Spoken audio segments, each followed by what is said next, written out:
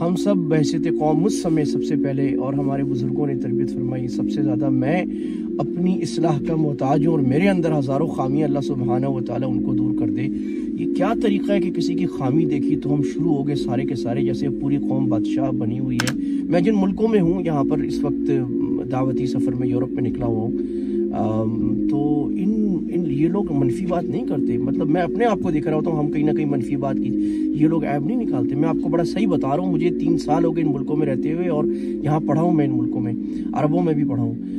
یہ لوگ نیگیٹو بات نہیں کرتے۔ آپ بہت غلط کام بھی کریں گے تو اس کو بھی کسی مثبت انداز سے، اچھے انداز سے کہیں گے اگر ایسا کر لیتے تو کیا ہوتا۔ بہت بڑی خوشخبری اس شخص کے لیے جس کو اپنے عیب لوگوں کے عیبوں سے بے پرواہ کر دیں۔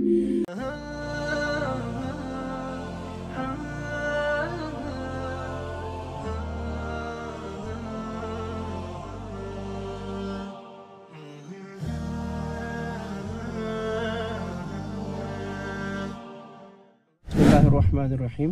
میں سفر میں چل رہا ہوں اور رات فیس بک دیکھا تو واٹس ایپ اور فیس بک پہ کسی ایک بزرگوں کی، کسی اولاد صاحبزادے کی کسی ویڈیو پر تبصرہ ہو رہا ہے، اور ہزاروں لوگ، پتہ نہیں جو میرے سامنے سینکڑوں بھرے ہوئے اور ہزاروں لاکھوں لوگ اسی کام میں لگے ہوئے ہیں۔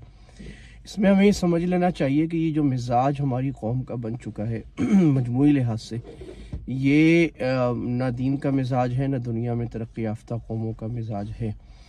اللہ کے نبی صلی اللہ علیہ وسلم نے فرمایا تھا، طوبیٰ لمن شغلہ عیبہ عن عیوب الناس۔ وہ بہت بڑی خوشخبری اس شخص کے لیے جس کو اپنے عیب لوگوں کے عیبوں سے بے پرواہ کر دیں۔ ہم سب بحیثیت قوم مجھ سمیت سب سے پہلے اور ہمارے بزرگوں نے تربیت فرمائی، سب سے زیادہ میں اپنی اصلاح کا محتاج ہوں، اور میرے اندر ہزاروں خامیاں اللہ سبحانہ و تعالیٰ ان کو دور کر دے۔ یہ کیا طریقہ ہے کہ کسی کی خامی دیکھی تو ہم شروع ہو گئے سارے کے سارے، جیسے پوری قوم بادشاہ بنی ہوئی ہے اور ہمیں کسی اور اصلاح کی ضرورت نہیں ہے، ہم کامیاب ہو گئے، ساری دنیا کو صحیح کرنے لگے ہیں۔ بہادر شاہ ظفر رحمہ اللہ تعالیٰ جو مغل سلطنت کے آخری بادشاہ تھے، ان کے جو آخری ایام تھے، تو انہوں نے بڑے اس میں حکمت والے شعر کہے تھے، اور کوئی کام تو پھر اب وہ چونکہ سلطنت کا زوال ہو رہا تھا تو اشعار وہ کہتے تھے اور شاعر تھے، تو وہ انہوں نے کہا تھا، نتی حال کی جب اپنی خبر رہے دیکھتے اوروں کے عیب و ہنر، پڑی اپنی برائیوں پر جب نظر تو نظر میں کوئی برا نہ رہا۔ اللہ سبحانہ و تعالیٰ میں اپنے عیب دیکھنے کی توفیق عطا فرمائے۔ باقی یہ بات ہے کہ کوئی کہے کہ ہم نے اصلاح کرنی تھی، جی تو اصلاح ایسے نہیں ہوتی۔ ڈاکٹر محمود غازی صاحب رحمہ اللہ بڑی کثرت سے فرمایا کرتے تھے کہ تعییر سے کبھی کسی کی اصلاح نہیں ہوتی۔ اللہ یہ بات ہمیں سمجھنے کی توفیق عطا فرمائے۔ کسی کو عار دلا کے، ذلیل کر کے، سب کے سامنے اس کے عیب نکال کے اصلاح نہیں ہوتی، وہ اور مسئلہ خراب، وہ آدمی بھی ضد پہ آ جاتا ہے، اور دوسرے لوگوں میں غیبت، بہتان، سخریہ جیسے کبیرہ گناہ سامنے آئے تھے۔ ان کبیرہ گناہوں کا اب کہنا بھی کم ہوتا چلا جا رہا ہے، سوشل میڈیا پہ اتنے عام ہو رہے ہیں۔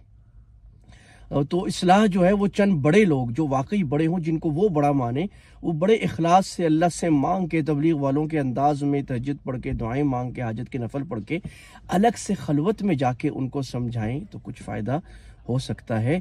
اللہ تعالی ہمیں اس روش سے بچنے کی توفیق عطا فرمائے اور مثبت بات کریں۔ میں جن ملکوں میں ہوں، یہاں پر اس وقت دعوتی سفر میں یورپ میں نکلا ہوا ہوں، تو یہ لوگ منفی بات نہیں کرتے۔ مطلب میں اپنے آپ کو دیکھ رہا ہوتا ہوں، ہم کہیں نہ کہیں منفی بات کی، یہ لوگ عیب نہیں نکالتے۔ میں آپ کو بڑا صحیح بتا رہا ہوں، مجھے 3 سال ہو گئے ان ملکوں میں رہتے ہوئے، اور یہاں پڑھا ہوں میں ان ملکوں میں، عربوں میں بھی پڑھا ہوں۔ یہ لوگ نیگیٹو بات نہیں کرتے۔ آپ بہت غلط کام بھی کریں گے تو اس کو بھی کسی مثبت انداز سے، اچھے انداز سے کہیں گے اگر ایسا کر لیتے تو کیا ہوتا۔ یہ وہ ہمارے اطوار اور ہمارے اخلاق تھے جو ان قوموں نے لے لیا ہے، تو اللہ نے ان کو اوپر دے دیا۔ تو ہم اپنے دین سے بھی سیکھیں اور دنیا کی ترقی یافتہ قوموں سے بھی سیکھیں، اور اللہ کرے کہ ہم اپنی عیب دیکھنے والے اور مثبت انداز سے لوگوں کی اصلاح کرنے والے، نرمی سے، پیار سے، محبت سے، اخلاص سے، بہت سی چیزوں میں چپ ہو جانا بہتر ہوتا ہے۔ ہر چیز کی ہر وقت اصلاح کرنا بھی ضرورت نہیں ہوتی۔ اللہ حکمت عطا فرمائے۔ السلام علیکم ورحمۃ اللہ وبرکاتہ۔